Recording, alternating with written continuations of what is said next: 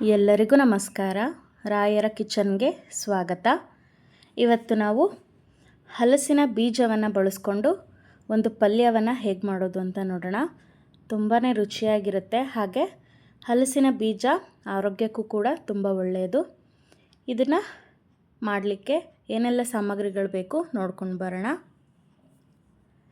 ಇಲ್ಲಿ ನಾನು ಜೀರಿಗೆ, ಸಾಂಬಾರು ಪುಡಿ, ಗುರೆಳ್ಳು ಪುಡಿ, ಉಪ್ಪು, ಖಾರದ ಪುಡಿ, ಸಾಸಿವೆ ಹಾಗೆ ನೆನೆಸಿಟ್ಕೊಂಡಂತಹ ಹಲಸಂದೆ ಕಾಳನ್ನು ತಗೊಂಡಿದ್ದೀನಿ. ನಂತರ ಹೆಚ್ಚಿಟ್ಕೊಂಡಂತಹ ಈರುಳ್ಳಿ, ಟೊಮೆಟೊ, ಕೊತ್ತಂಬರಿ ಸೊಪ್ಪು, ಹಲಸಿನ ಬೀಜವನ್ನು ತಗೊಂಡಿದ್ದೀನಿ ನೋಡಿ.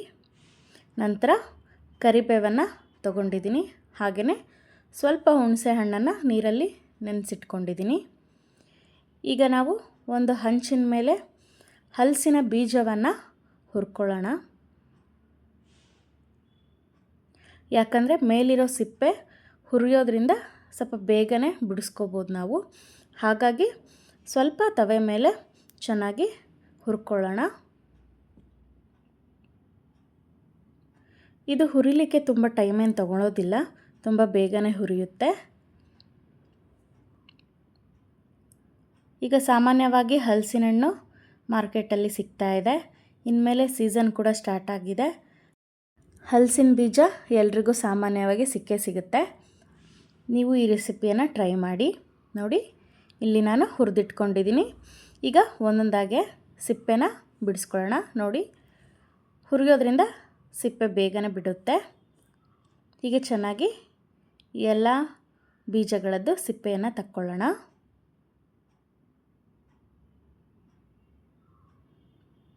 ನೋಡಿ, ಈಗ ಬೀಜಗಳದ್ದು ಸಿಪ್ಪೆಗಳನ್ನೆಲ್ಲ ತಗೊಂಡಿದ್ದೀನಿ.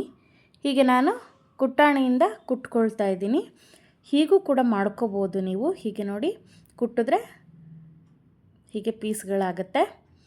ಹೀಗಾದರೂ ಮಾಡ್ಕೋಬೋದು. ಇಲ್ಲ ಅಂದರೆ ಚಾಕು ಸಹಾಯದಿಂದ ಹೀಗೆ ಕಟ್ ಕೂಡ ಮಾಡ್ಕೋಬೋದು.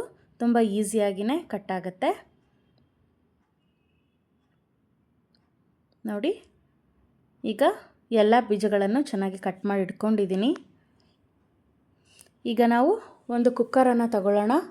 ಕುಕ್ಕರಲ್ಲಿ ಕಟ್ ಮಾಡಿಟ್ಕೊಂಡಂತಹ ಹಲಸಿನ ಬೀಜವನ್ನು ಹಾಕ್ಕೊಳ್ತಾ ಇದ್ದೀನಿ. ಹಾಗೆಯೇ ನೆನೆಸಿಟ್ಕೊಂಡಂತಹ ಹಲಸಂದೆ ಕಾಳನ್ನು ಕೂಡ ಹಾಕ್ಕೊಳ್ತಾ ಇದ್ದೀನಿ. ಹಾಗೆಯೇ ಸ್ವಲ್ಪ ಅದಕ್ಕೆ ನೀರನ್ನು ಹಾಕ್ಕೊಳ್ಳೋಣ. ಸ್ವಲ್ಪ ಕಾಳು ಬೇಯೋದಕ್ಕೋಸ್ಕರ ಸ್ವಲ್ಪನೇ ಉಪ್ಪನ್ನು ಹಾಕ್ಕೊಳ್ತಾ ಇದ್ದೀನಿ. ಹಾಗೆಯೇ ಕುಕ್ಕರನ್ನು ಮುಚ್ಚಿ ಇದನ್ನು 2ರಿಂದ 3 ವಿಷಲ್ ಕೂಗಿಸ್ಕೊಂಡು ಬರೋಣ ನೋಡಿ. ಈಗ ಕೂಗಿಸ್ಕೊಂಡಿದ್ದೀನಿ. ಹಾಗೆಯೇ ಇಲ್ಲಿ ಒಲೆ ಮೇಲೆ ಒಂದು ಪಾತ್ರೆಯನ್ನು ಇಟ್ಕೊಂಡು ಸ್ವಲ್ಪ ಎಣ್ಣೆಯನ್ನು ಹಾಕ್ಕೊಂಡಿದ್ದೀನಿ. ಎಣ್ಣೆ ಕಾದ ನಂತರ ಅದಕ್ಕೆ ಸಾಸಿವೆ ಹಾಗೆ ಜೀರಿಗೆಯನ್ನು ಹಾಕ್ಕೊಂಡಿದ್ದೀನಿ.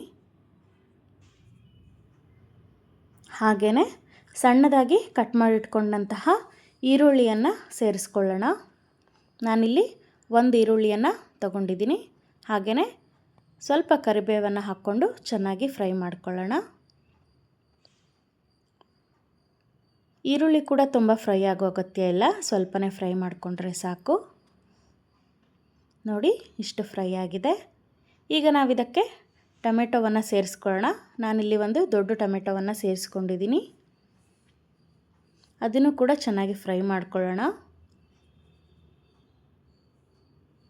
ಉಪ್ಪು ಹಾಕೋದ್ರಿಂದ ಟೊಮೆಟೊ ಸ್ವಲ್ಪ ಬೇಗನೆ ಬೇಯುತ್ತೆ. ಹಾಗಾಗಿ ಸ್ವಲ್ಪ ಉಪ್ಪನ್ನು ಹಾಕ್ಕೊಂಡಿದ್ದೀನಿ. ಕಾಳು ಬೇಯಲಿಕ್ಕೂ ಕೂಡ ನೀವು ಉಪ್ಪನ್ನು ಹಾಕ್ಕೊಂಡಿರ್ತೀರ, ನೋಡಿಕೊಂಡು ಸ್ವಲ್ಪನೇ ಸೇರಿಸ್ಕೊಳ್ಳಿ ನೋಡಿ. ಟೊಮೆಟೊ ಸ್ವಲ್ಪ ಮೆತ್ತಗಾಗೋವರೆಗೂ ಫ್ರೈ ಮಾಡ್ಕೊಳ್ಳಿ ನೋಡಿ. ಇಷ್ಟಾದರೆ ಸಾಕು. ಈಗ ನಾವು ಕೂಗಿಸಿಟ್ಕೊಂಡಂತಹ ಕಾಳು ಹಾಗೆ ಹಲಸಿನ ಬೀಜದ ಮಿಶ್ರಣವನ್ನು ಹಾಕ್ಕೊಳ್ಳೋಣ. ಹಾಕ್ಕೊಂಡು ಅದನ್ನು ಕೂಡ ಚೆನ್ನಾಗಿ ಒಂದು ಸಲ ಮಿಕ್ಸ್ ಮಾಡಿಕೊಂಡು ಇದಕ್ಕೆ ಸ್ವಲ್ಪ ಸಾಂಬಾರು ಪುಡಿ, ಸ್ವಲ್ಪ ಖಾರದ ಪುಡಿ, ಸ್ವಲ್ಪ ಗುರೆಳ್ಳು ಪುಡಿ,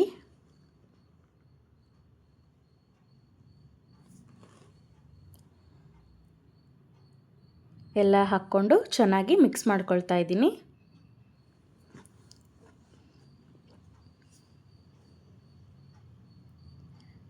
ಹಾಗೆಯೇ ಸ್ವಲ್ಪ ಹುಣಸೆ ಹಣ್ಣಿನ ರಸವನ್ನು ಹಾಕ್ಕೊಂಡು ಚೆನ್ನಾಗಿ ಮಿಕ್ಸ್ ಮಾಡಿ ಸ್ವಲ್ಪ ಮೇಲೆ ಕೊತ್ತಂಬರಿ ಸೊಪ್ಪನ್ನು ಹಾಕ್ಕೊಂಡು ಇದನ್ನು ಕುದಿಲಿಕ್ಕೆ ಬಿಡೋಣ. ನೋಡಿ ಚೆನ್ನಾಗಿ ಕುದೀತಾ ಇದೆ. ಇಷ್ಟ ಆದರೆ ಸಾಕು. ಈಗ ಒಲೆಯನ್ನು ಆಫ್ ಮಾಡ್ಕೊಳ್ಳೋಣ. ನೀವು ಸ್ವಲ್ಪ ರುಚಿ ನೋಡಿಕೊಂಡು ಉಪ್ಪನ್ನು ಸೇರಿಸ್ಕೊಳ್ಳಿ. ನೋಡಿ ಹಲಸಿನ ಬೀಜದ ಪಲ್ಯ ತಯಾರಾಗಿದೆ. ತಿನ್ನಲಿಕ್ಕಂತೂ ತುಂಬಾ ಚೆನ್ನಾಗಾಗತ್ತೆ. ಇದು ರೊಟ್ಟಿ, ಚಪಾತಿ ಹಾಗೆಯೇ ಅನ್ನಕ್ಕೂ ಕೂಡ ತುಂಬಾ ಒಳ್ಳೆ ಕಾಂಬಿನೇಷನ್. ಈ ಹಲಸಿನ ಬೀಜದಿಂದ ತುಂಬಾ ಒಳ್ಳೆ ಪ್ರಯೋಜನಗಳಿದೆ. ಇದರಲ್ಲಿ ನಾರಿನಂಶ ಜಾಸ್ತಿ ಇರೋದ್ರಿಂದ ಜೀರ್ಣಕ್ರಿಯೆಗಂತೂ ತುಂಬಾ ಒಳ್ಳೆಯದು. ಹಾಗೆಯೇ ಇದರಲ್ಲಿ ಪ್ರೋಟೀನ್ ತುಂಬಾ ಹೆಚ್ಚಾಗಿರುತ್ತೆ. ಹಾಗೆಯೇ ಕೊಲೆಸ್ಟ್ರಾಲ್ ಕಡಿಮೆ ಮಾಡೋದಕ್ಕೂ ಕೂಡ ಇದು ತುಂಬಾ ಸಹಾಯ ಮಾಡುತ್ತೆ. ಹಾಗೆಯೇ ನಮ್ಮ ದೇಹದಲ್ಲಿರುವ ಸಕ್ಕರೆ ಮಟ್ಟವನ್ನು ಕಡಿಮೆ ಮಾಡುತ್ತೆ. ಈ ರೆಸಿಪಿಯನ್ನು ನೀವು ಕೂಡ ಟ್ರೈ ಮಾಡಿ. Thank you.